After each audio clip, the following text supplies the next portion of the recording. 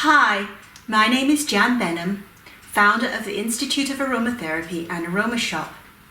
And today I'm here to talk about preservatives in the making of creams and lotions. Now, in order to make a cream and a lotion, you're normally mixing waters and oils together.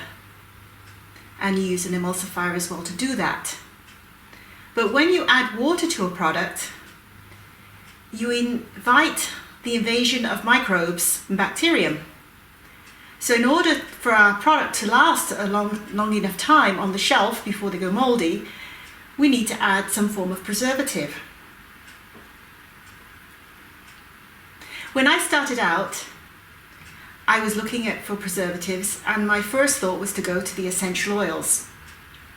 So I started using, back in the late 80s, myrrh and benzoin, these two products here, and it worked. I added a few drops of benzoin and a few drops of myrrh. And the reason why I did this was because benzoin has been around for use for centuries as a preservative. By itself, you can see here it's very, very, very sticky and very thick. So in order to add this to a product, I needed to pre-mix it in glycerin, otherwise you get little red spots all over the place. Now, benzoin itself, as well as being a natural preservative and a fixative, has an aroma that is pleasant, like vanilla. So it is a beautiful essential oil to add. Benzoin was used in the past to help with cracked skin and very dry skin. So it's very useful in the treatment of eczema and anything with cracked dry skin to help the healing of that. So it is a wonderful it's a resin as opposed to an essential oil. So the other product I use is myrrh, and myrrh has is very strong antifungal agent. So I figured if I added a few drops of myrrh to the product, that it would also help to stop any fungus from growing or mold from growing. And on top of that, myrrh itself is very beneficial to the skin. It's anti-aging, anti-inflammatory, as again, it's antifungal. So it's great if somebody has candida in the body to apply to the skin as well, because sometimes skin problems can occur because of a gut problem. So by helping the skin, you help the gut as well, even though it's applied to the skin. So I started off with those two, and then I graduated. I was at that time taking some grapefruit seed extract that I got from the health food store, and I started adding this to the product as well, because I really was adamant that I did not want my products to go off in any way. The only problem with all this was all my products were smelling of myrrh and benzoin, which are okay. My customers said, I don't care what it smells like as long as it's doing the job, and they bought it regardless. But I did know that it was not acceptable if I was going to branch out and sell my products to the general public. So eventually I found a grapefruit seed extract that was stronger than this from a company in Florida that specialized in grapefruit seed extract specifically for cosmetic use. So grapefruit seed extract is much stronger than the one you would take internally. So this is not for internal use. And it's very highly antimicrobe, antiseptic, antibacterial, and astringent, and it does have antioxidant activity as well. And of course, there are many grades of grapefruit seed extract, as I found out.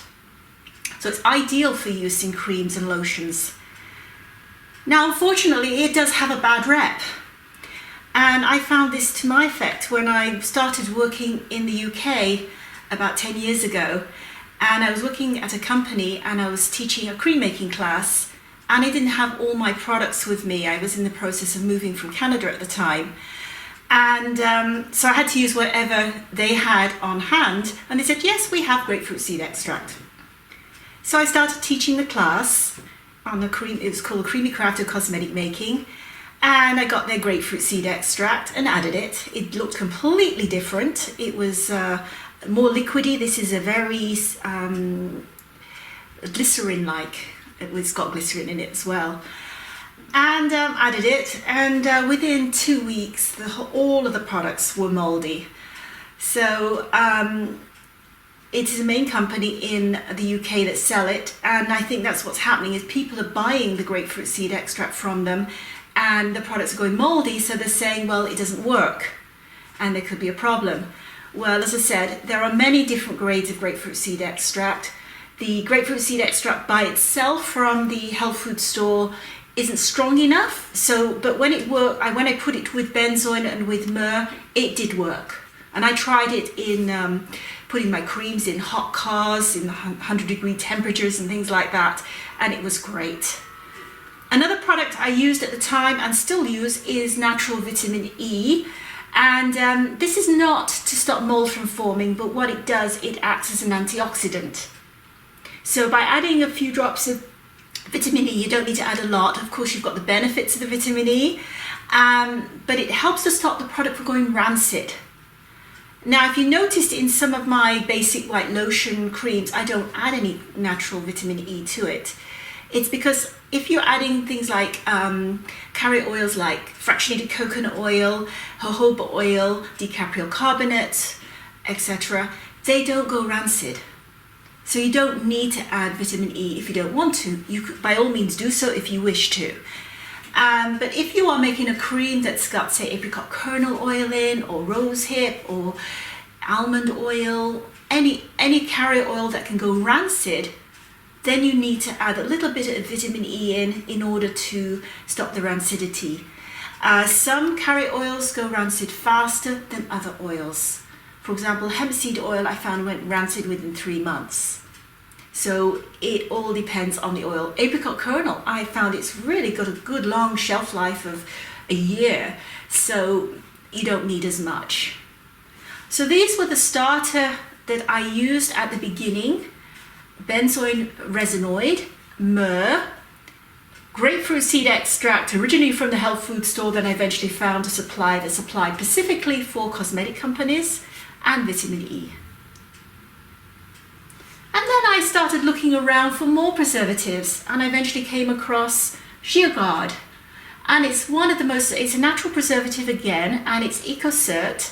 It's approved by Cosmos, and it's also, you can use in your Soil Association certified products. I'm not going to try and pronounce the names, but it's benzyl alcohol and dihydroacidic acid. And they're both organic compounds which are accepted for use in natural cosmetics, and it has a broad spectrum of stability at a wide range of pH for the product. So it's suitable for all cosmetic applications, sun creams, lotions, bubble baths, wet wipes, and so on. And I should tell you what your suggested rate is. It's typically between 0.2 and 1.1% that you would add to the product. So that's GeoGuard for a completely natural preservative, and it's between 0.2 and 1.1% that you would add to your product. For the grapefruit seed extract of the commercial product, you can add 0.5 to 1.5%. So another thing that it does, some people add it to their soap when in the soap making, because it does helps to retain the color and aroma and appearance for extended periods in soap. It also helps the soap trace faster when mixing. And all you need to add there is 0.05%. So it's a very small amount that you would need to add to the soaps. It is a little expensive, so you want to go on the less side than more. So in soap making, it is quite useful to add to your soap. And then we go on, and the next one I started using was Neopress. It has a broad, balanced spectrum of effect against bacteria, yeast, mold, and fungi. And it's considered one of the least sensitizing for use in formulations. Its suggested use levels are between 0.5 and 1%. and it's considered a safe and effective preservative when used in amounts approved for use in leave-on, rinse-off cosmetic products. So if you want to be a little bit tougher with your creams, some people use Neopress. I personally don't use it. I still use my grapefruit seed extract, believe it or not, or as you'll see in a later video that I'll be doing. And then more recently, I have been looking at other preservatives, and one is called Lucidol Max, and its inky name is Lactobacterialis ferment, and it's a powerful probiotic-based ingredient, and it's created by the fermentation of Lactobacterialis in a defined growth medium, and it's one of the species of microorganisms used to ferment products such as kimchi and sauerkraut. And it's capable of restricting the growth of other microorganisms by acidifying its environment. And so I found it provides broad spectrum micro-antibacterial protection and stops the growth of other microorganisms. In the formulation, we use a little bit more. I use between 2 and 4%, and I'm starting to use this more and more now. And it's working out really nicely. I also use this in my strawberry hydrosol because the strawberry hydrosol doesn't have as long a shelf life as the other hydrosols, and it just helps to stop bacterium and fungi growing in my hydrosol. So Lucidol Max is a lovely product and used between 2 and 4%. So that's the rundown of the preservatives that we use at the Aroma Shop. There are many more preservatives out there, no least, no more. So you try out which ones you like the best, go by your own gut instinct, and use what use what you like and use what works, and that's what I do. So next we're going to make a cream. It's kind of a lotion cream. It's a little bit light. It's a light cream that I use in a moisture cream that I love, that goes on very non-oily, and it's made from olive oil avenate. So I'm going to demonstrate how we make that. But before that, we have a little video to show you my way of making a basic white lotion using Lynette wax. We're using no scale.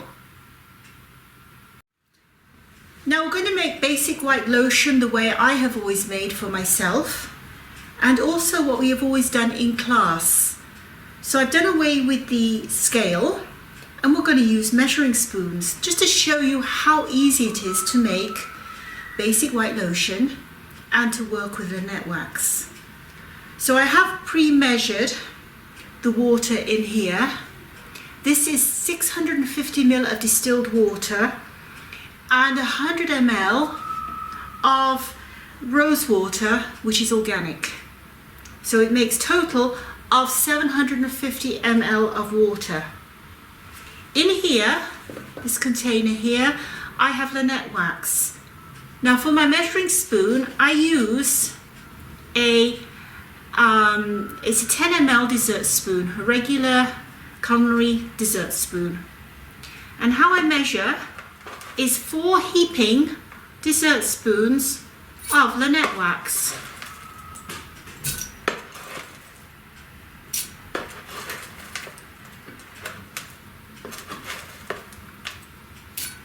That has always been my measurement. Then I'm going to take fractionated coconut oil. So I'm making my plain old basic white lotion. And what I do here, I always say 4 spoons, but I always say overflowing spoons. So in class we always say, okay, they always have a joke about this. So 1, 2, 3, 4, and 1 for the pot. And that is my measurement for my basic white lotion. So now I'm going to put them in a double boiler and heat them, and we'll get back to you and show you the results.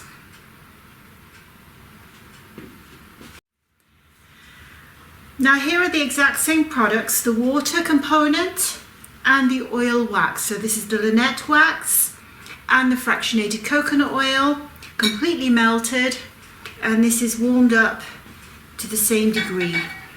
I haven't used any thermometers. Now I'm just going to pour the oil wax into the water, and then I'm going to stir.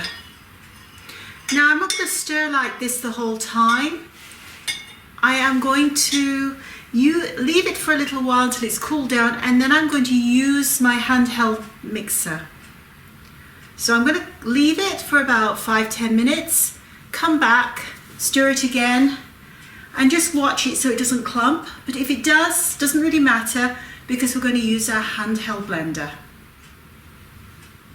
Now it's been about 5 minutes, 6 minutes, and now I'm going to use my handheld blender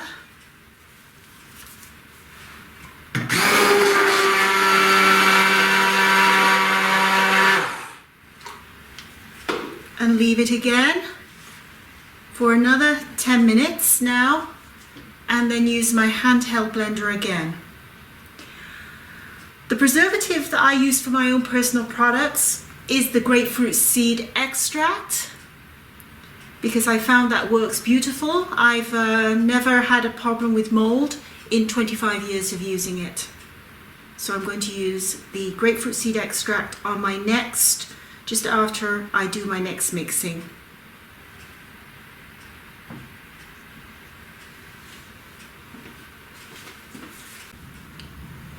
And now I'm going to do it one more time.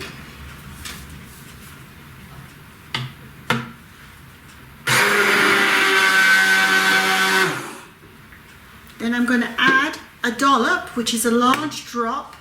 Remember, this is for myself. It's a little different from when you make for commercial resale. So I'm adding a dollop of grapefruit seed extract into this.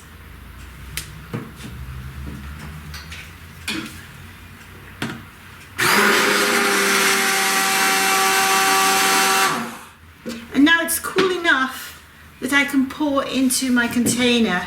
Now I am going to pour it in a large container, but I have already made, because I'm making a cleansing lotion out of this, I've already got my own container right here. So I'm going to pour directly in the bottle.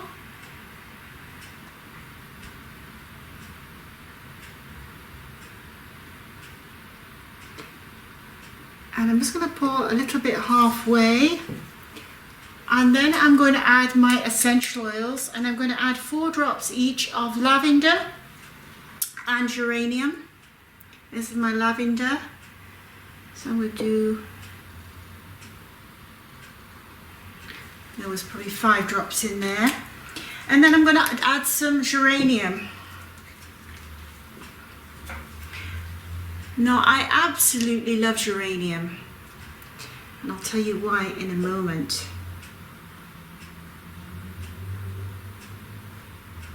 Geranium is very balancing on the skin, and when I was doing a lot of traveling and staying a lot in the north in Ontario, I did a lot of camping. And of course in the summertime you get black fly in May, and then you get mosquitoes after that. So the chances are, no matter how much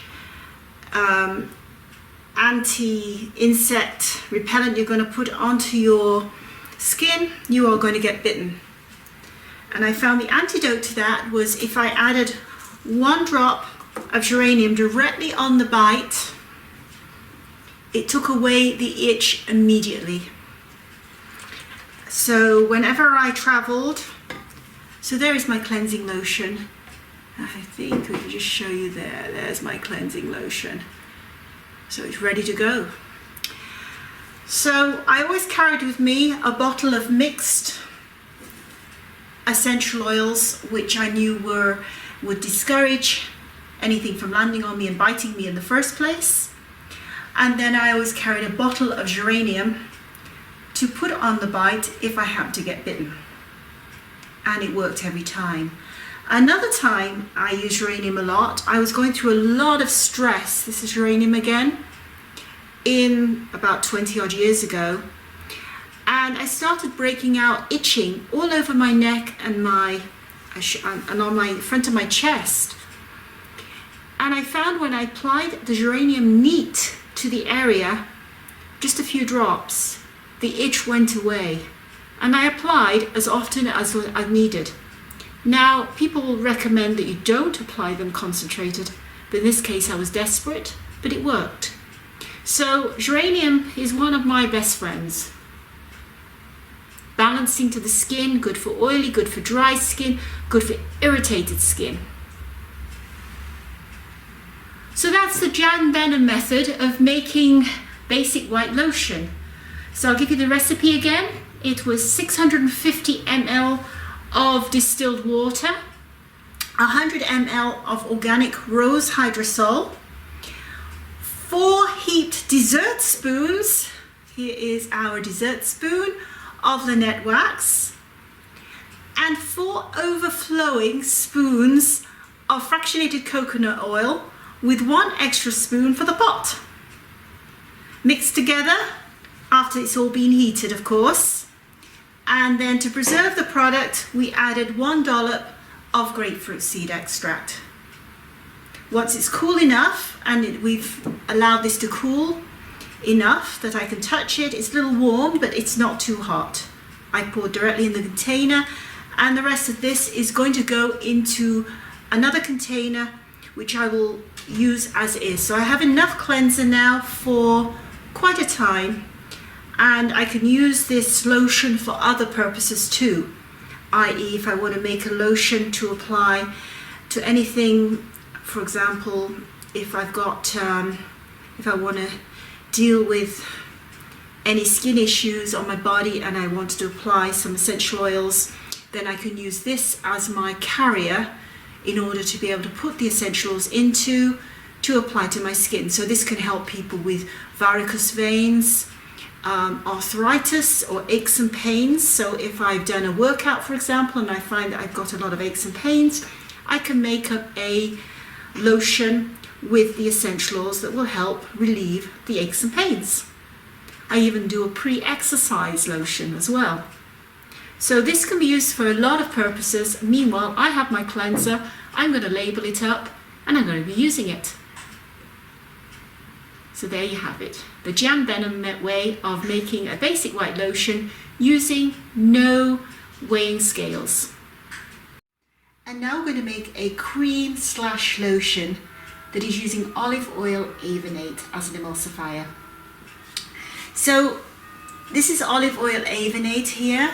It comes in this format, and it's a great emulsifier. It has a silicone-like feel upon the skin and gives a great smoothness on the skin. So I do like to use this in my moisturizer. And for my carrot oil, I'm using dicapryl carbonate. Now we used this last time as well, but we will be using other carrier oils and in other times. So dicapryl carbonate, again, it helps to it goes on the skin and then dries, so you don't have an oily feeling on the skin. And then what I do love to add, something that people don't really think of adding, is castor oil. Now in Germany, it's known as Wonder Oil, and there's a reason why.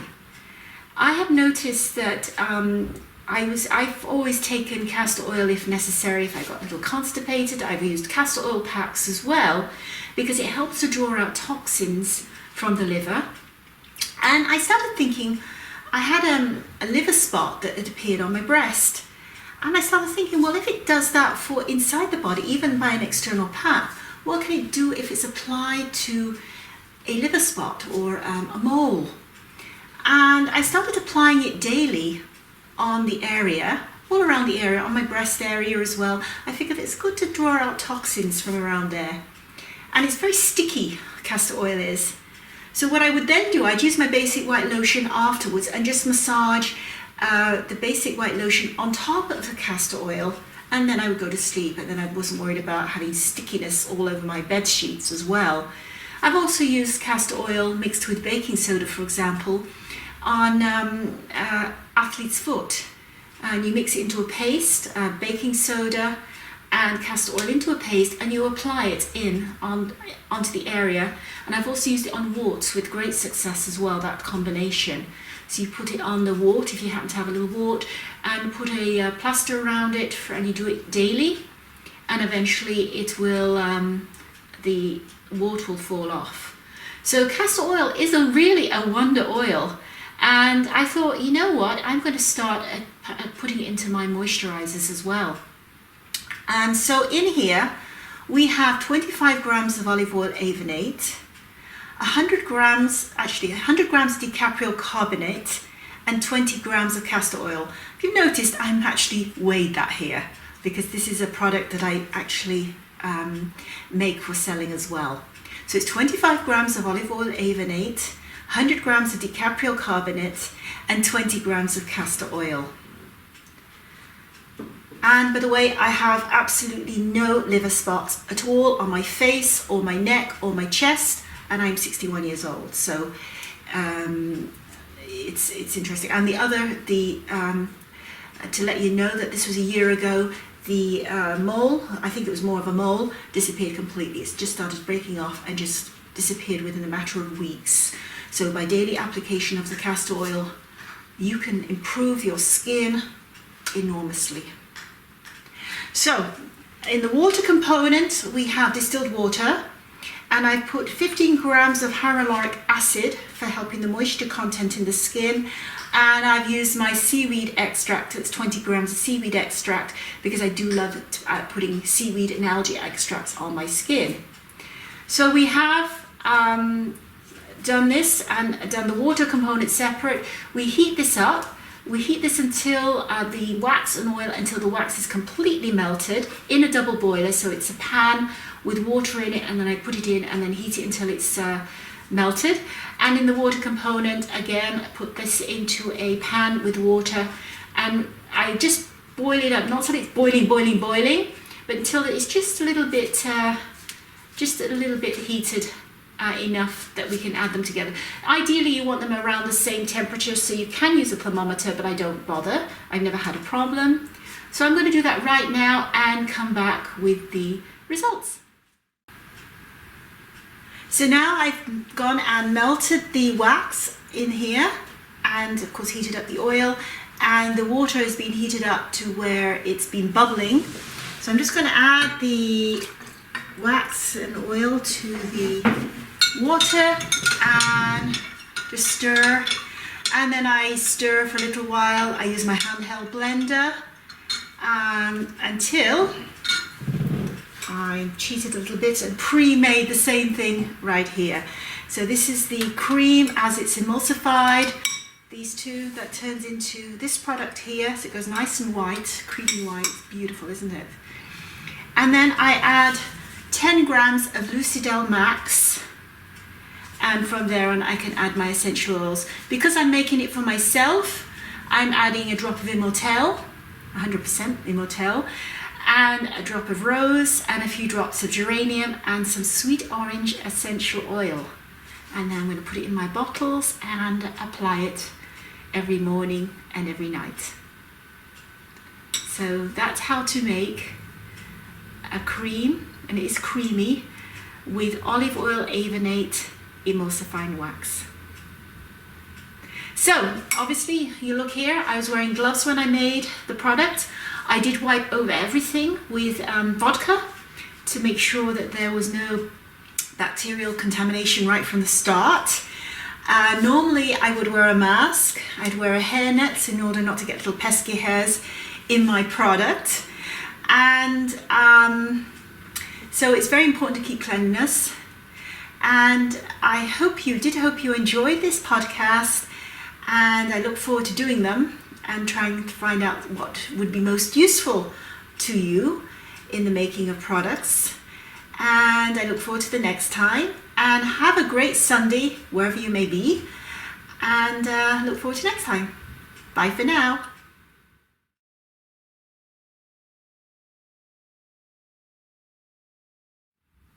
So now we have question time, and I have been asked a couple of questions from a couple of people.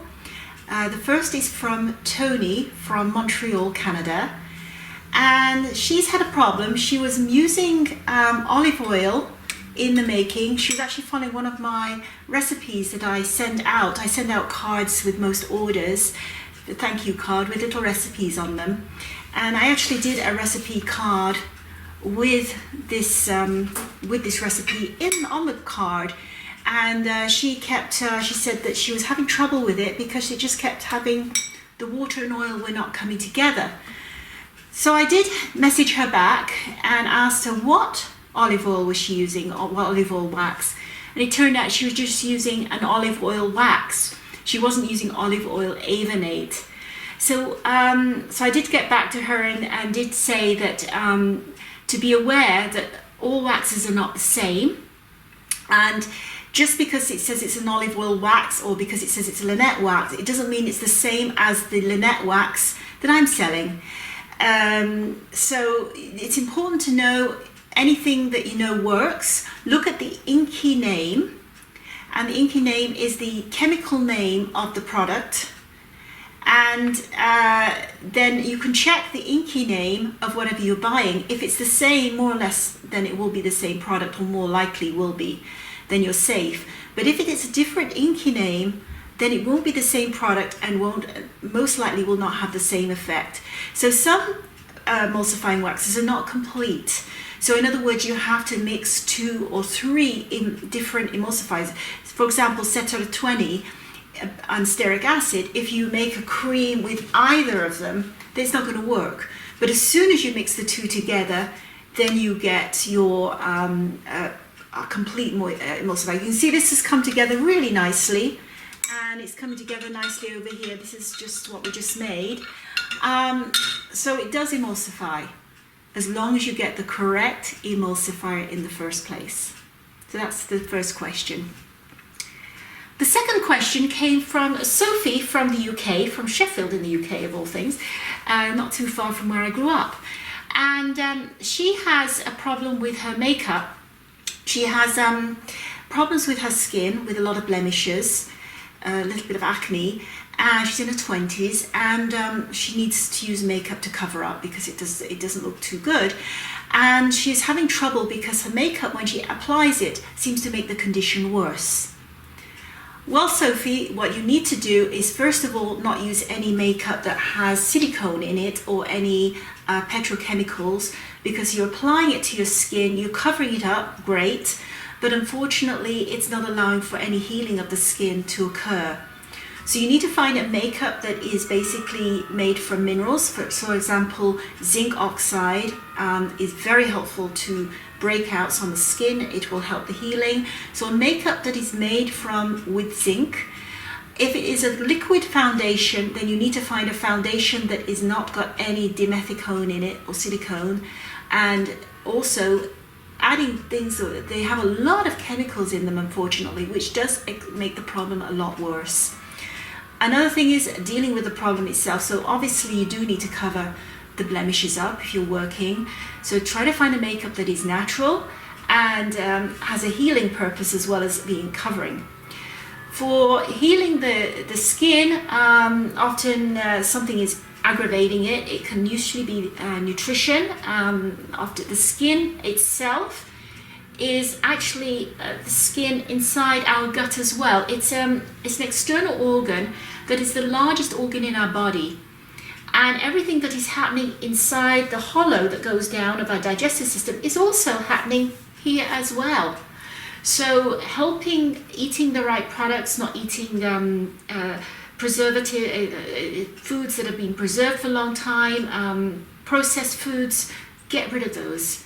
Start eating lots of vegetables, lots of fruit, and there's a lot more to it than just doing that. There's also treatments you can do, and I do offer consultation services, half-an-hour ones and 1-hour consultation services for any further advice. So that's something you might want to consider. But meanwhile, even just cutting out processed foods and starting to eat healthily, cutting out, drinking lots of water, of course, not too much, but at least about 2 litres a day would be ideal.